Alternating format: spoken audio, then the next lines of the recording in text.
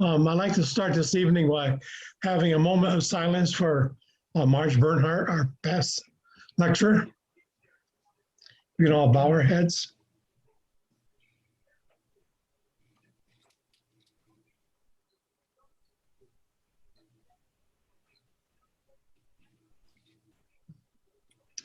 Thank you.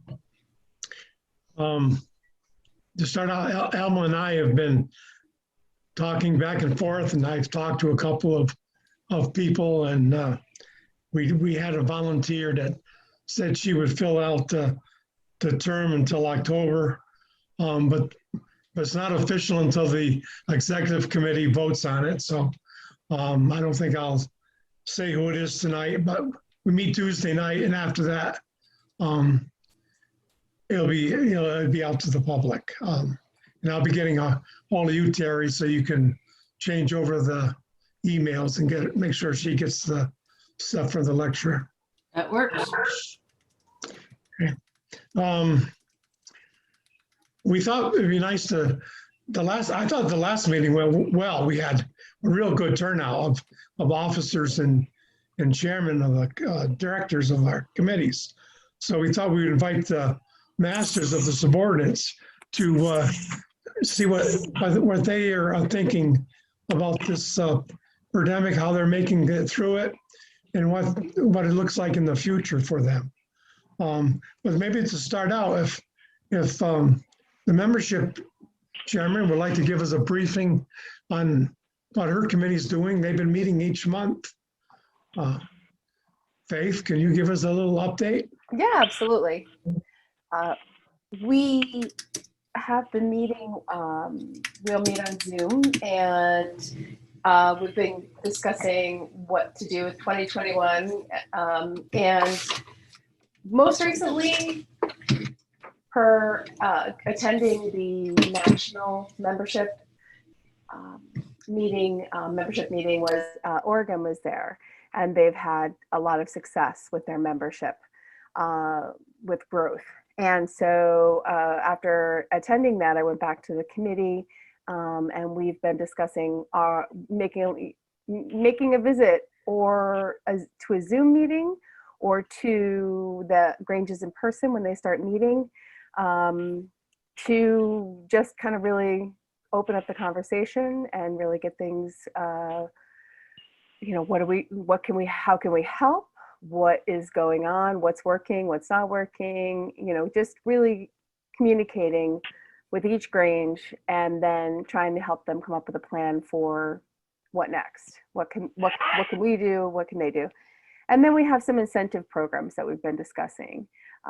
We're still discussing it right now via email, so I don't want to go too far with it, but they are incentives to take action, and not just if you've got the most new members, that of course is still in place, but for a lot of Granges, sometimes just the fact that they're taking action in the right direction, we want to support that and encourage it. Are there any questions for Faith? Well, we got her here on the spot. We did also discuss social media. So part of this will also include, for the Granges that are comfortable with it, we have a lot of social media ideas to help also grow participation. So, good. Okay. Todd, you want to, you have anything you want to add to the, I know the blue books are out and you're muted. The Blue Books, state directories, legislative policy books, the executive committee reports, the community service reports, there's a whole bunch of stuff in that packet I sent out earlier this month.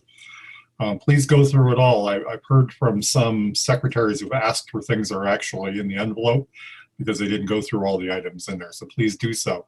I know that it's difficult to get items by hand to certain people. So if anyone wants electronic copies of any of the publications, they can contact me at secretary@ctstategrange.org, and I'll be happy to provide an electronic copy that they can use as well if there's a difficulty in getting the printed copies. But on the directory and the blue books, there are 5 copies, and the blue book cover indicates which people should receive them within the Granges. Additional copies of all those items are available as long as supplies last, just by contacting me at the office. I'll be happy to do that. I'm still waiting for some bonding. Bonding was due, well, is due now. The deadline is here. We want to get our list into national with our payment, but we can't do that until we know who or what everyone wants for the coverage. If I don't hear before long, those Granges that don't respond will be automatically renewed at the minimum rate, and we will be billed for the amount. So there's no not being bonded. It's required by the digest. So it will be done one way or the other. I do mention in my Granger column, which should be coming out soon, that the 990s will be filed with the state of Connecticut, or with, not with the state, with the IRS very shortly. And receipts of those filings will be going out to the Granges. Please file them in a safe place. Whenever you're dealing with something financially, sometimes I'll ask for that information. If you don't have that available, it just makes it more difficult. So please put that away in a safe place. Other than that, I don't think there's, I'll have to think about it more, but I don't think I have anything else at this point. Jody, do you have anything on the treasurer side? Just that the our investments are doing pretty well. I mean, everything that we saw as a loss at state session, we've actually seen a rebound. And every member, after the board approves the financials, you're entitled to them. And if you want to see what, so you would actually see the previous months based on that. If you want to see those, just contact the state secretary, and the state secretary will provide you with a set of the profit and loss and the balance sheet for that particular month. But all members are entitled to that information after it's been approved by the board. So it would lag a month for you, but just so that you're aware that if it's something you're interested in seeing, you do have access to it at any time during the year, as long as the board has approved it. So unfortunately, we have another Grange Hall on the market. I can't encourage Granges enough. Please, make sure that if you own your own hall, that all of your matters are all your affairs are in order. That you're really looking after the safety and the structural sanctity of your building. The board is talking about possibly sending out a questionnaire to the Granges, because we keep getting surprised by things. Unfortunately, when we have to take over these halls, because the Grange has gone out, and the biggest thing that catches us by surprise is there a buried oil tank? We had one Grange that nobody in the Grange even knew that it was buried, and it was, and it cost over $27,000 to have it removed. So, I mean, that hurts, right? I mean, removing an oil barrel doesn't improve the value of the hall. So it comes right off of the top of the value.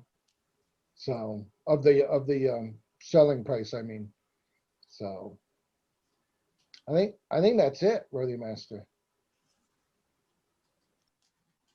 Worthy Master. Yeah, who's, Worthy Master, I think that one of the things I was hoping Jody would bring up was about the possibility of the loan program Oh, I can, that we would be giving out to Granges. If you have some work that you need to be done, or if you can't meet your bills, the state Grange is offering a $1,000 loan.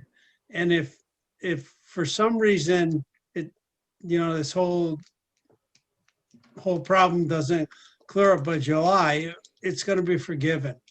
So think about that as your Grange goes forward. I mean, if you can't pay your oil bills, if you can't pay some of your other bills, this is the time to look to the state Grange to ask us for help. We're there to help you, and we're there to look at ways of helping Granges survive.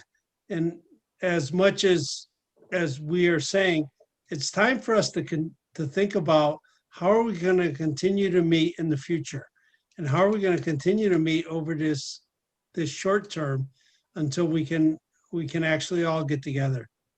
I guess that's all, Worthy Master. I'm sorry to jump in. Oh, that's good. So I would just add one caveat to what Brother Phil said is, but when you're making that assessment, keep in mind that come July, it could turn into a loan. So you have to be in a position to be able to repay the loan. Right now, it's $1,000, 0% interest. Yeah, if it converts to a loan, it will be a 0% interest loan. Right. And, go ahead, Todd, do you want to tell about your mailing out there was some mix up there? Which mix-up was that? Oh, they had a sign for the sign for. Oh, yes, yeah. It really wasn't a mix-up. It was a failure of the post office again. Right. Registered letters were sent out to each Grange announcing the program. We wanted to make sure that each Grange received the information. Unfortunately, they were received in many different ways. Sometimes they were just thrown in the mailbox. Some members had the postman ring the doorbell and hand them the letter and ripped off the card without getting the signature, which it's fine, I get the card back, but if it doesn't have a signature on it, I don't know who received it. And other times they just left it in, the card was still attached to the envelope, and I got emails and calls from members saying, why is this registered if I didn't have to sign for it? It was just ridiculous. We spent quite a bit of money sending all those registered, and probably only half of them came back the way they should. So, but the February Granger is being received pretty much on time. The January Granger in many cases is still out there somewhere being delivered. So that's the story of the post office. But if I could go back to the loan issue for a moment, I was contacted by a Grange a couple of days ago. They're having trouble with their fire system. They have to put in some safety items in their hall, and they were applying for the $1,000 grant/loan program to help pay that expense. Well, I went back to them and suggested that they also apply for the foundation Grange improvement grant, because that's clearly a Grange improvement. So if they still needed that additional $1,000, they could put that towards bills if they needed it. But first and foremost, they should be applying for the Grange improvement grant from the State Grange Foundation for those capital improvements that they need. So that's another source of funding that Granges should be looking at pursuing when in need. Right. So there's money out there. We've been trying to get some money back into our community Granges, and also in the community service. If you start a new project, it's $150 you can get towards that, starting that new project for that year. And also we help put in Wi-Fi into the Grange Hall. There's a program for that also. So if you want to get Wi-Fi or into your Grange Hall, there is a program that we help pay for the installation of it. So there is programs out there. Worthy Master? Yeah. I guess I would ask the masters out there and those in community Granges, do you think that the steps we're taking are helping you, or what else do you think we might need to do to help you?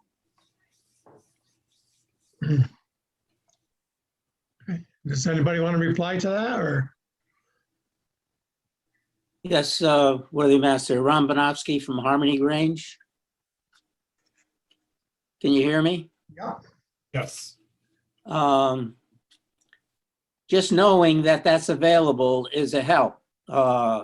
The biggest single obstacle the community Granges, and ours in particular, is generating enough revenue just to cover the fixed costs to sustain the buildings. In our particular case, we've estimated that requires somewhere in the area of $6,000 to $8,000 a year, most of which goes for oil, just maintaining the exterior grounds and whatever. That's a big nut to hack for a community Grange. The only real reliable, well, I wouldn't even call it reliable, but available source to generate that type of revenue is to basically rent the building, and hopefully through the use of a small agricultural fair or something like that, we've been able to gross, after expenses, we've been able to clear sometimes between $1,000 and $2,000, which means you'd have to put a lot of fairs on. You can't sustain a Grange just with fairs and donations and dues. The only thing that's a viable idea is rentals.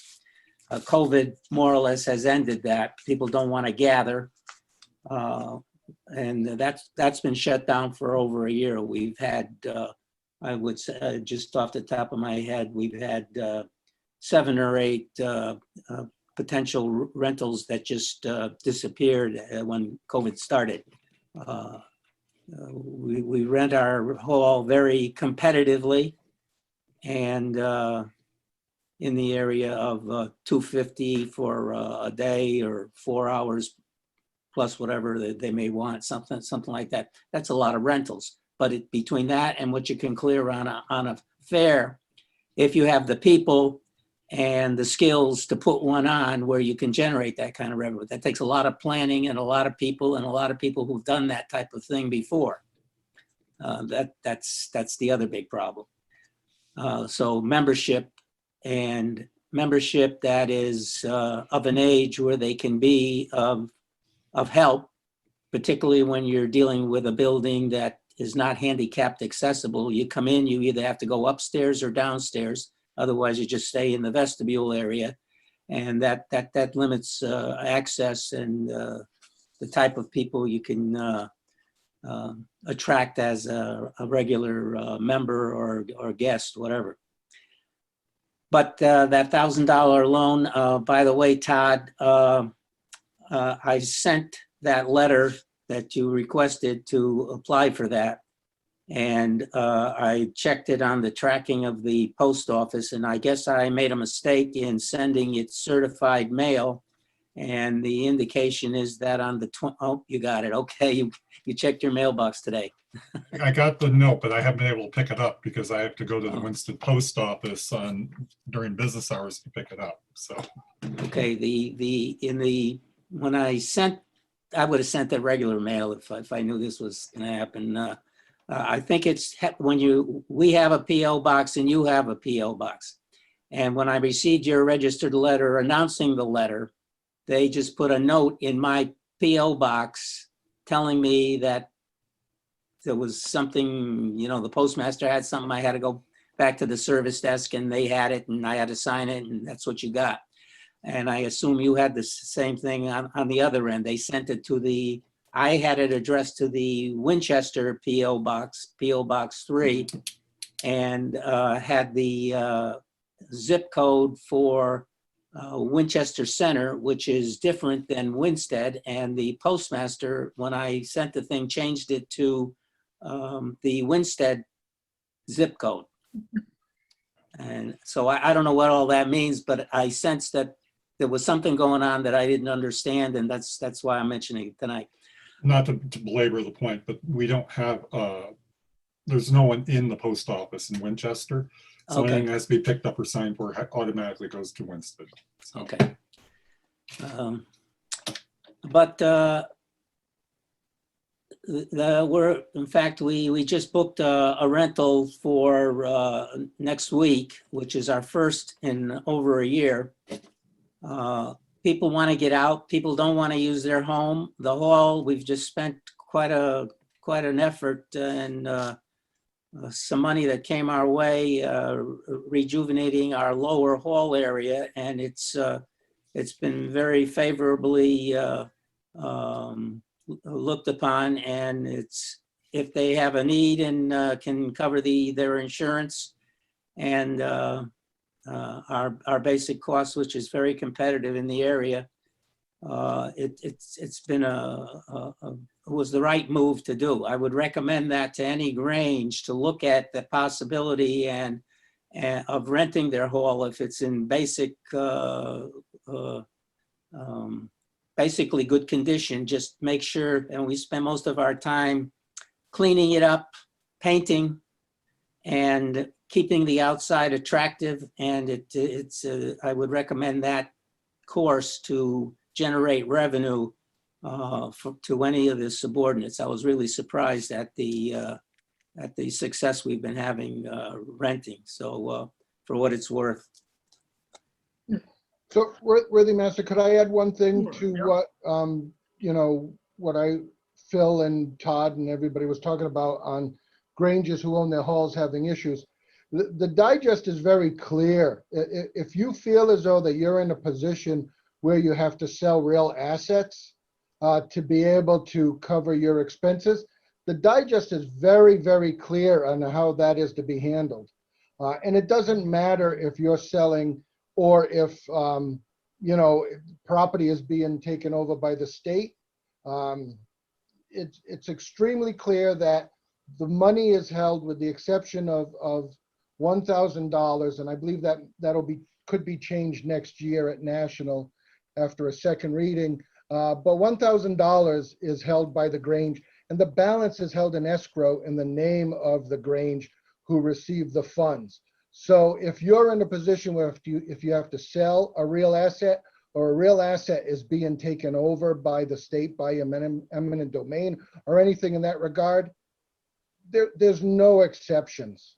We all abide by the same constitutions and bylaws. So I just want to make that very clear, to keep that in mind. If you think by selling an asset is going to help you get out of a hole, it may not. Jody, Yes. you say it's held in escrow, but can you get the money out of escrow? How do you get the money out of escrow?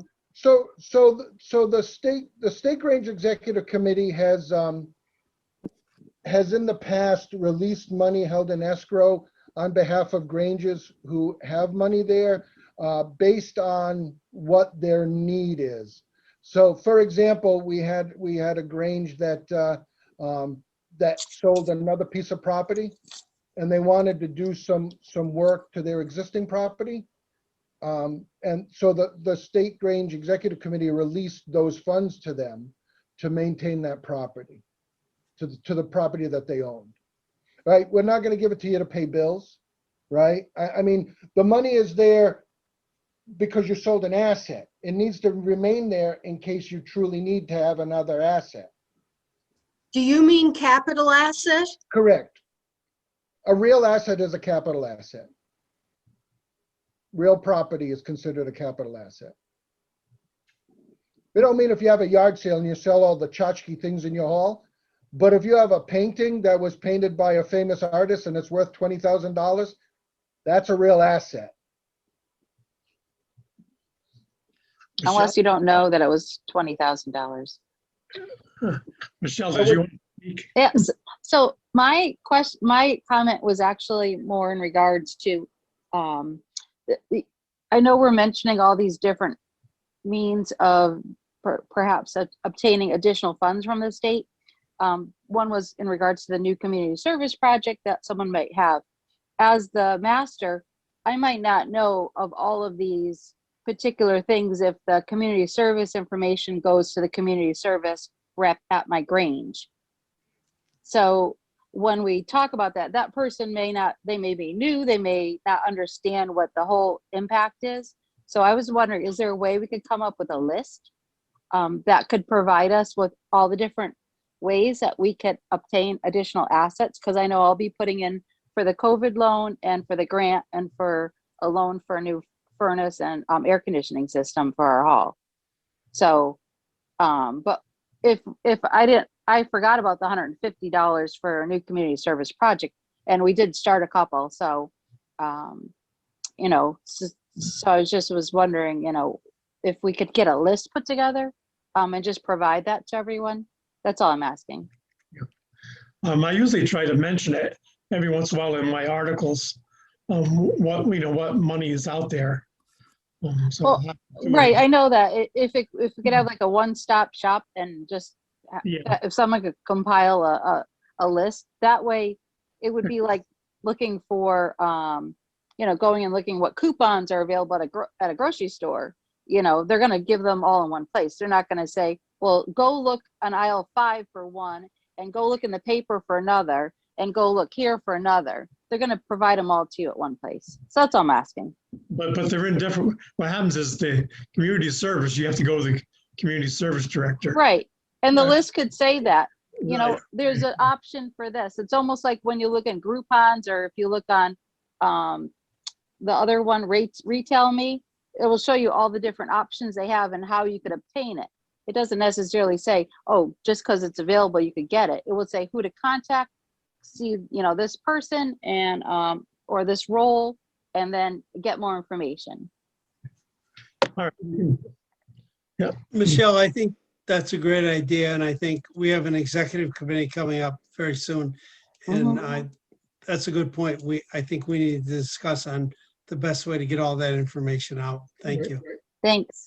If somebody can get me the list, I can put it up on the website, and then I can also do a mass email that goes out to everybody. That's what I was going to ask. Is it on the website anywhere? Not yet. If it's in an individual article, it's on the website, but that's the only place it is right now. Yeah, right.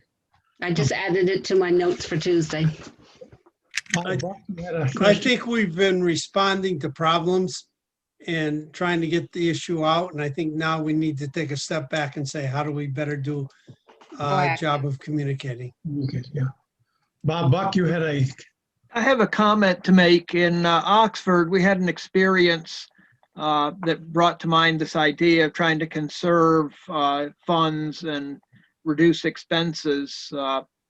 We had our oil tank filled and went through an entire tank in like 3 or 4 weeks. And one of our members who keeps an eye on the hall had the local oil company, now taken over by Bantam Wesson, come out and do a thorough analysis on our antique furnace, which is literally an antique. It's about 50 years old. But he went through the thing from top to bottom and found out that the nozzle on the burner, it's a forced hot air system, the nozzle on the burner was too large, and it was running and burning too richly, and it was burning up excess oil and not particularly doing any better of a job of heating. And he said the guy went in there with his meters and he analyzed this and that and the other thing, and finally came up with that diagnosis, put the correct nozzle on, and said, your furnace, even though it's an antique, is now running extremely efficiently, and it is a good unit. It's been well maintained.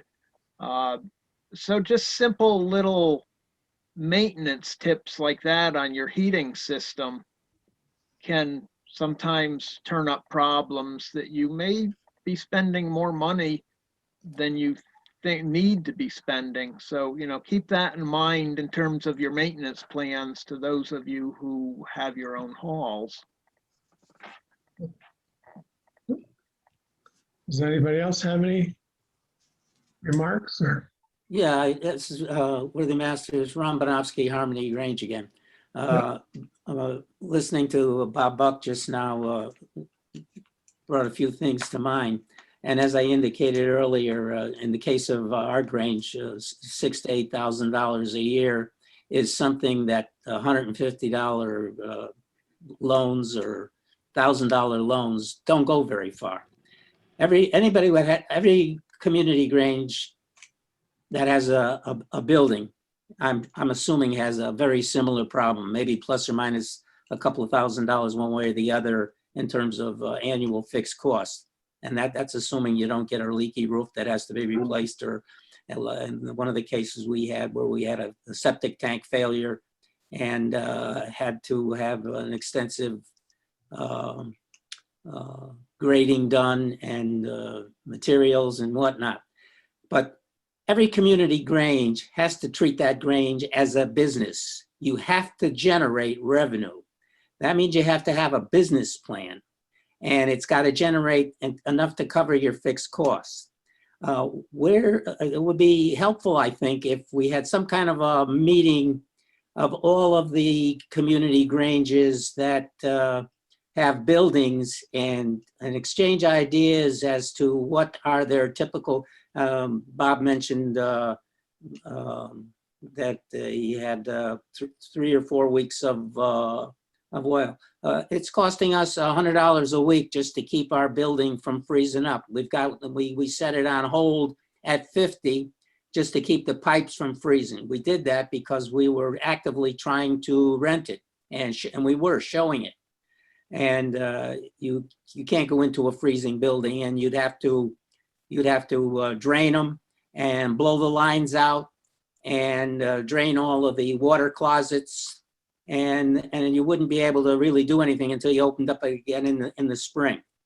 So that's the downside of closing up your building, which is the only way you're going to save the oil. But the cost of oil to keep these old buildings, which are basically, ours isn't insulated, so it's a bear to heat. It's an excellent building, built very well. But we've got to have some help. Maybe if we all put our heads together somehow and get the best of the best ideas, or where other Granges have experienced a situation like Bob mentioned, somebody had too large a nozzle, which will gobble up a lot of fuel real quick. Why did that happen? Was that intentional? Was that just an inexperienced operator? What should be an average cost for a haul of the vintage all of ours are? Ours is over 100 years old. Or not quite, actually. But some of them are in real rough shape. Some of them are in better shape, but most of them are uninsulated. Maybe we should have some kind of a program where we can insulate them, or where we collectively make some kind of a plan, engage one contractor or something that we can network off a larger amount of work and get a good price. But we've all got that same problem with heating oil, and it's not going to get any better. And I just find it kind of senseless to spend all the effort we do raising revenue just to give it to an oil company. And that's we can't rent the place in the winter. That shuts you down for 6 months. We've got to have better answers to some of these very costly fixed costs. And I can see a roof coming very shortly. We've got some missing shingles now. It's got a double roof on it now, so the old roof would have to be taken off. And I think it's the roof, the under roof that's actually saving it from a leak right now. But for what it's worth, if there's a way somebody could think about and maybe collectively figure out what do we figure. All the Granges are basically the same size. So on square footage, what are your typical oil costs? Are ours out of line, or is there some kind of an indicator that if we put them on a simple spreadsheet and say, well, the average Grange spends so much on oil for so many square feet? You know, are we on the high side of that? Is there a red flag there that we could use? You walk into a building like that. I've had experience with houses and things like that, so I know when things are getting out of control and there's something wrong. But you walk into an old building like that, you have no idea what you're walking into. I didn't, and I was amazed. Is that something that is going to be on Jody's letter, or Jody who suggested a letter or a questionnaire or survey or something for all the Granges? Is that something that could be added to that? Yeah, that could be added. We talked about it at our last meeting, because we are finding that when we go into these Grange Hall, they don't know where the septic is. They don't know where the well is. You know, and if you know, somebody can tell us now before, you know, they're not there anymore. If they had it written down somewhere or we know about it, it's a lot easier to find these things. And then the oil tanks are another hazard that you can't sell a building with an in-ground oil tank. Tony, Livy Master, this Ron Bonovsky again. I got another, I had the same problem. We didn't know where our septic tank was actually located. We had to go digging and find it, trace some pipes with a backhoe. I went to the town, there were no as-built and no building permits taken when the building was put up. So many times you don't know until you have a problem. But the problem with these is you've got a septic tank and a well in very close proximity to each other. You could also have a health and safety issue. We have to get our. Well, this is what we found out when we had a building to sell that we went to the health district. They didn't have any clue where the septic and. Exactly. Yeah. Worthy Master. Yeah. I think that Ron points out a couple of things. I think it would be great if the 25 to 26 Granges we have to have their own separate halls, we get together and talk. You're asking us what we're going to do as an executive committee of the State Grange, and there's not a lot we can do. You're all separate corporations. You all own your own building and run your own operations. And so I think we need you to cooperate, and we need to pull together this whole idea, as Jody put with the questionnaire. We're not asking you just to find out information. We're saying, how can we help one another to make sure that we can move forward and keep our Granges strong? So, you know, the whole idea of the questions and the whole idea that we're asking you, well, where's your oil tank? Which, you know, how much, what is your septic system set up as? These aren't meant for us, the State Grange, to say to you, we want to overlook your Grange. We're saying these are the problems we see in the future. So Ron, your whole idea of pulling these Granges that have buildings together in a discussion, I think is a great idea. We can't legislate that as a State Grange, but we can say it's a great idea. But you could set up a meeting. I'm very much for that. Well, Right. Titanic is probably an outlier. We have propane because the oil was too high. We changed to propane. We saw it coming. We know where everything is located. We went from the outhouse to the building it. So we know that. We also have, first of all, we have John Morgan gave us a large bequest. Secondly, we have a firehouse attached to the building that we built way back when. And they took over the cost now of the propane and of the electric.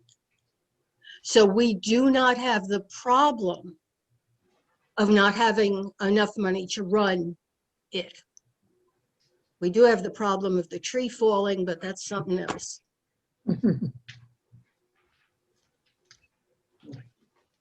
That makes my point once again. If you don't have a business plan that can generate some number as your necessary revenue to cover those fixed costs, there's just no way to save some of these. It's just not a question of if they're going to fail. It's what shot do you have? What can you do? And if one Grange had a success with something, and I can say, if you've got the seed money to clean it up, make it rentable so that somebody would want it for a birthday party or an anniversary. Ours is going to be a christening in a couple of weeks. If it's clean enough, convenient enough, and in good enough shape, clean it up, put it out there. We just put on our sign in front, rent for event. You'd be surprised that, and it's in a traffic area, so it gets a lot of attention. We get quite a surprising response. And there is a niche market for that type of building. And there's a few other issues and things like that I'm sure would be interesting for Granges that have a building where they can. But the point is, they're going to need seed money. You got, some of them have asbestos. We had to have asbestos removed when we had the heating system gone over and replaced because it was so visibly an issue, and that's a very expensive project. Like you're saying, if you have to have contaminated soil removed from a leaky oil tank, that's a big nut. there's a lot of hazards in there. Is it even worth it? But if we got together and helped each other evaluate their buildings, and I got a wealth of knowledge now that I never really wanted to find out about, but as we ran into it, it was amazing how expensive those buildings can get.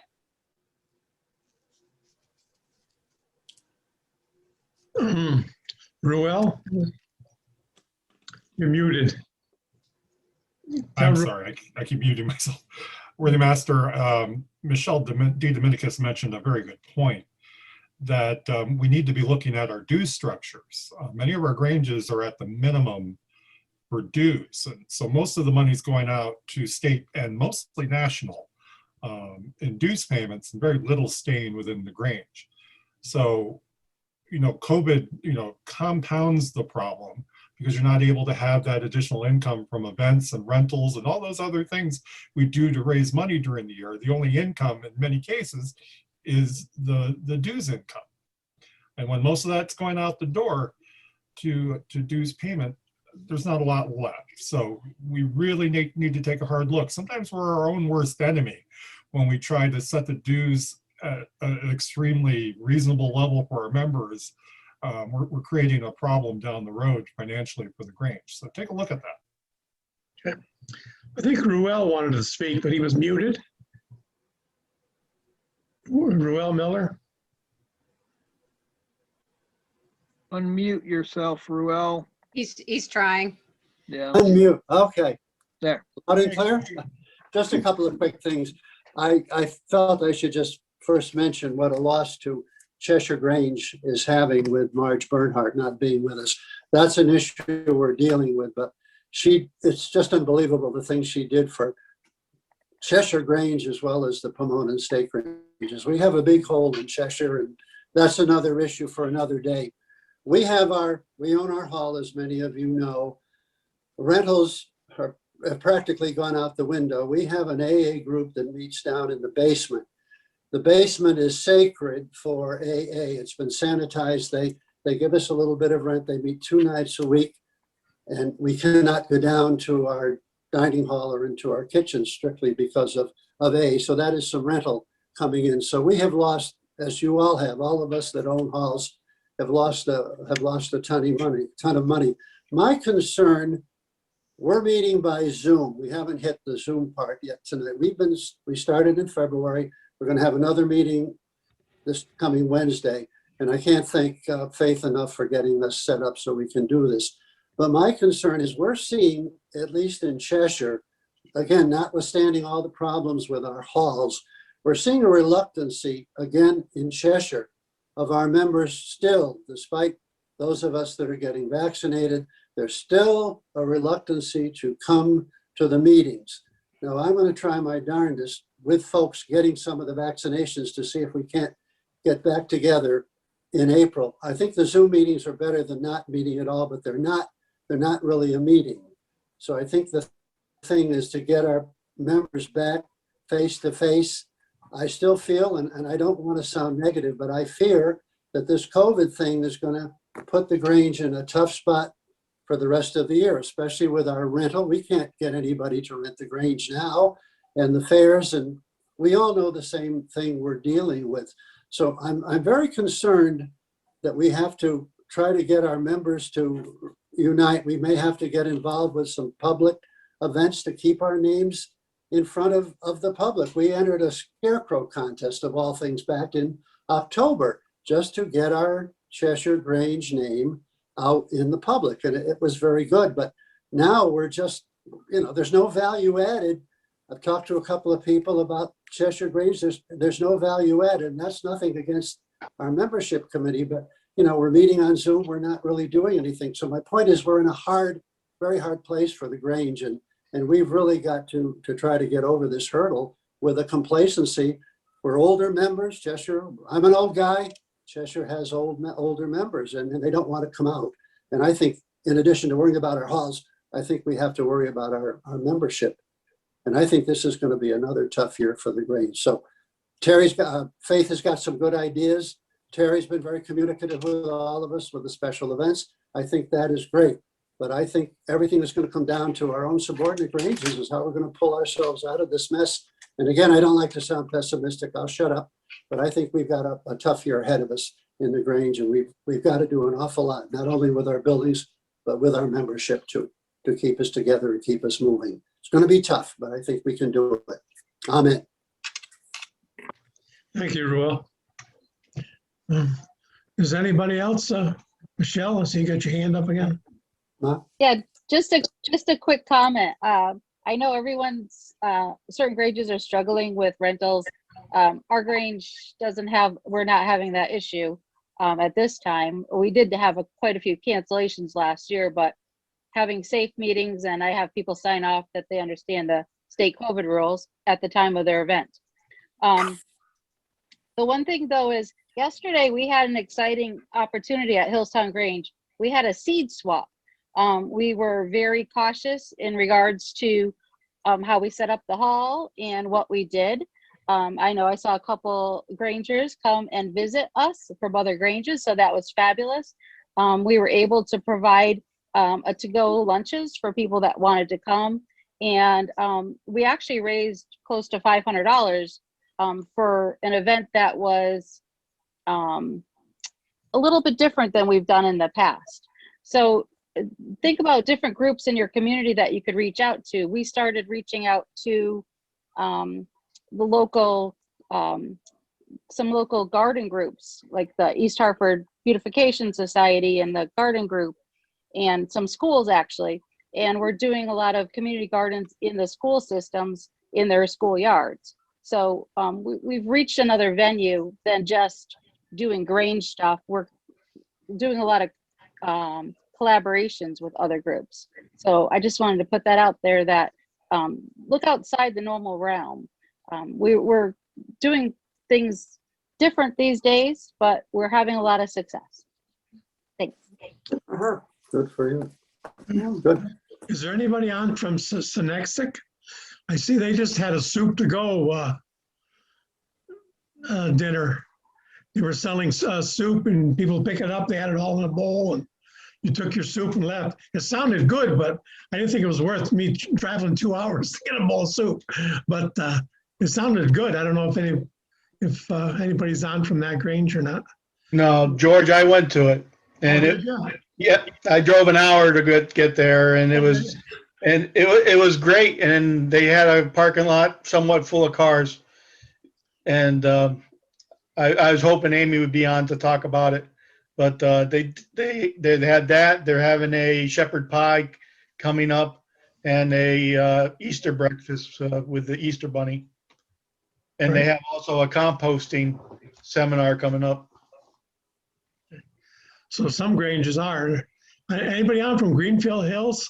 I mean, they've come up with some really interesting stuff I've seen on the Facebook and stuff. They're doing drive-in movies on the side of their building and different stuff during the summer.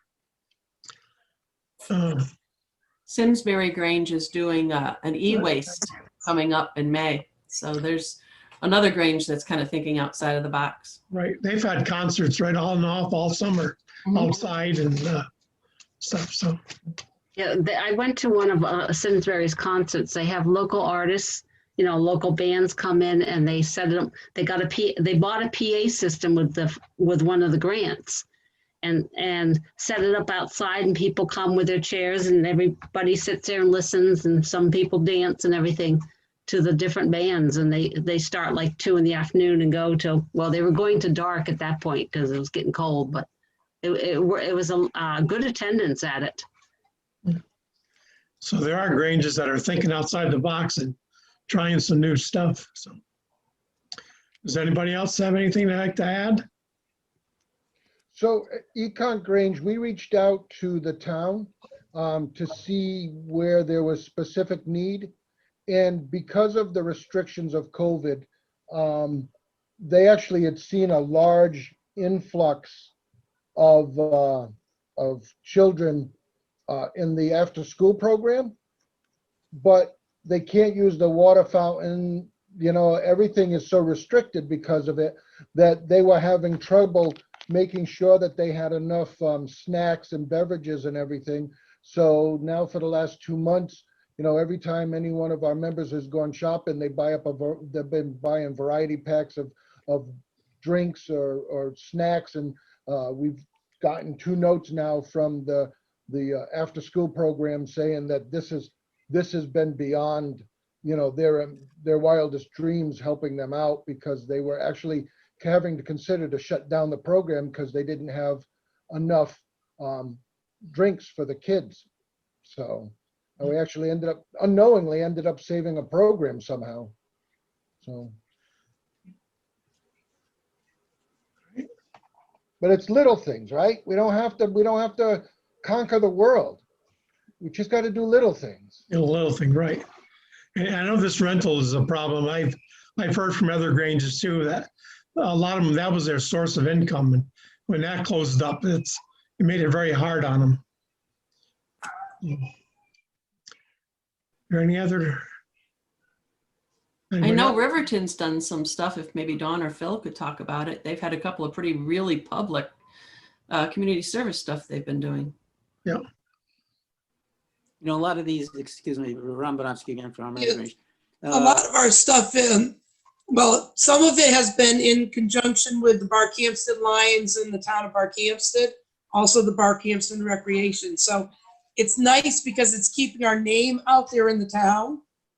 And, they do end up calling on us. I think Phil would say the same thing. I mean, he had his Grange mask on and was handing out stuff at the last food drive. So we could probably tell you more of that one. But we do have, right now we're collecting peanut butter for the Fidelco dogs. Okay, Phil, you want to add to that? I see some pictures on Facebook. Yeah, I think it's what Jody said. We've got to think outside the box. We as an organization have to continue to keep our name out in the forefront and how we help our community. And I think sometimes we have to ask our community, what do you need for us to do? And then down the road, we can say to them, hey, we helped you. Now we need to move forward. We have a chance of losing our Grange Hall. So I think in general, our communities support our Granges as our Granges support our community. So I think that's what we're looking at. And I think it's time for us to remember that we're still a community service organization and we need to move forward. But we also need to think about how we're going to be a year from now. And the whole question of meeting and continuing meeting, whether Zoom or in person, is the key issue here. We need to keep our organization strong. Right.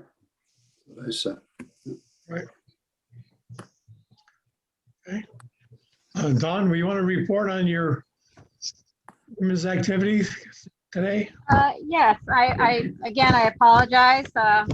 We just couldn't get the meeting together. We couldn't seem to log in. We were able to log in and have a short meeting for our committee afterward. And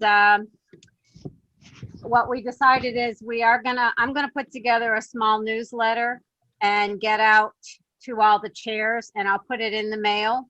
Hopefully everyone will get it, and it will have all of the information, and I will put more of it into the Granger articles as well. But we were going to announce the weekend of August 20 to the 22nd for our needlework competition. And we will be holding it at Hillstown Grange. And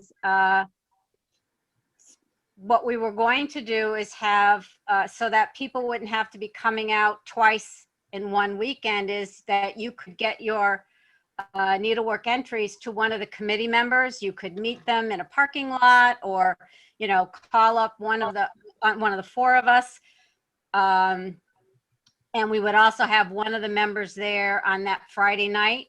We were going to do our judging on Saturday and set up the hall, and then on Sunday we were going to kick it off. Hillstown is going to put together one of their famous pancake breakfasts. so that those that were coming from greater distances would also have a chance to take a break from driving and sit down and have a nice breakfast and go upstairs and then see all the entries before, taking theirs. And then any first place we would hold in anticipation of the Big E being opened. We were gonna, discuss more of that with all of the chairs, as well as we had some big discussions on last year's program not taking place. So we will judge all of the theme from last year, which was the boat. So a lot of people wanted us to judge their articles that they had made, and we decided to do so. So that and a lot of other information I'm going to put together in a newsletter, and I will send it out. And then we had a big moment of smile. We decided to hold the raffle anyway. And somebody from Wallingford won. And it happened to be the master of Wallingford. And so we gave him a call. Daniel, and I hope I don't crucify his last name, Lautenbach. Lautenbach is correct. Yes. So he was very, very happy. So we're going to try to meet up with him either later in the week or next week. We're going to try to meet him at a parking lot so he can get the basket. He was very, very happy to have won. We'll try to get a picture of him so that we can get it in the, let me see, I've already got the March article in, so it would be the April Granger, I believe. And that's George, about it. George, one quick thought, if I may. I meant to mention in my great efficiency about getting your Grange out into the public. Last summer, we did a drive-through food drive for the Cheshire Town Pantry. It's just, we have the hall for it. Those of the Granges with halls might want to consider this. You hear all the time that the food pantries are looking for food. We hear a lot about food shortages to some degree, the trucks coming through. But if you have your hall and you've got some room, I think that's a real good way to get the folks to get to your hall, and it's good for the community. Summertime event only, though. Warm weather. All right. I think we've had a lot of good ideas, a lot of discussion tonight. Does anybody else have anything they'd like to add?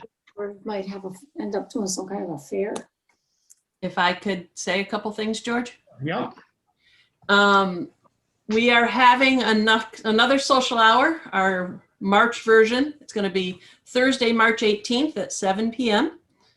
We're asking everybody to wear a green shirt for St. Patrick's Day and come and have some fun with us. There will be a short program and there'll be a lot of talk and just a fun time. We do have one scheduled for April, which is called For the Beauty of the Earth, and that's Thursday, April 22nd. And then on May 1st, we've rescheduled our joint public relations and membership committee event on Facebook. So that's Saturday, May 1st from 4 to 6. And then in May, we're having another social hour on Thursday, May 20th. And that's called Where Everlasting Spring Abides and Never Fading Flowers. All of these will be in the Granger, and they'll be out through mass emails and on Facebook as well. I do have a mass email that's going to go out tomorrow evening. So if anybody wants anything to go into it, please send it to me by, say, noon tomorrow so I can get it together to get it out tomorrow. We also are going to try to increase the number of mass emails that go out because we have a lot of information that's coming down the pike now that winter's starting to slowly fade away and things are going to start happening. We feel that it's probably more advantageous to get it out more than once or twice a month. So we're going to try to do it once a week. We'll see if we have the information, at least we'll try to do that. Are you on that mass email? What's that? Jane was just asking about if we're on the mass email, which we probably will be, I would think. Everybody is, that is here that I know of. But we do find that it may go to your spam folder. All of the email IPs are really specific with things these days, and they're clamping down on spam because spam's getting out of control. And because we are sending out a mass email, we're no different than like when Olive Garden sends out a newsletter or anything like that. So you have to check your spam folder and then whitelist us or add us to your address book. Same with anybody in the state Grange. If you want to make sure you always get our email, just add us to your address book. And then your email provider knows that, oh, wait, you want to hear from us and we're good. But yeah, check your spam folders if you're not getting it. Particularly AOL has been really rough on us. They seem to block a lot of people. A lot of people with AOL addresses get our email just totally erased and they don't even see it. But What's the address? other times it comes and goes. That's good. What address it is? But if you're not sure that we have you on the list, just shoot me an email or send me a text and I can check to make sure that you definitely are on it. But I'm pretty sure that everybody here is on it. So Harry, give your email address. my email address is information, INFORMATION @ctstategrange.org. And my phone number, my cell phone, 714-600-6342, and anybody's free to text me if they want. Oh, and the other thing is I did just move and I have a new actual mailing address, which I won't go into here, but it is in the new directory. It is also up on the website. So if you do need to actually physically mail me something, please keep in mind that I did recently move in the last couple of weeks. So that's all. Okay. Does anybody else have anything they'd like to add? If not, we'll discuss at our board meeting. Maybe we should do another one of these meetings in a few months and go over some of the issues with Grange halls and stuff. So with that, I guess if nobody has anything else they'd like to add, I guess I thank everybody for joining us. And I thought we had a good turnout again tonight. A lot of discussion. There's a lot of things to look at. And hopefully everybody's signing up for their vaccination.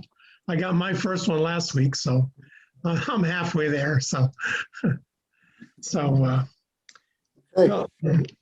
if there's nothing else. Worthy Master, Yeah. I would just want to let you all know that this meeting has been recorded. And as soon as possible, it'll be uploaded to the State Grange website. And Terry will send out a mass email through our usual system, letting you know that it's available. So if you know of any other members in your own Granges or in neighboring Granges who may have missed the meeting or want to hear what happened at the meeting, they can access the video through the website. Great. Is there anything else? If not, everybody have a good evening and stay well. Good night, all. Thank you. Good night. Good night.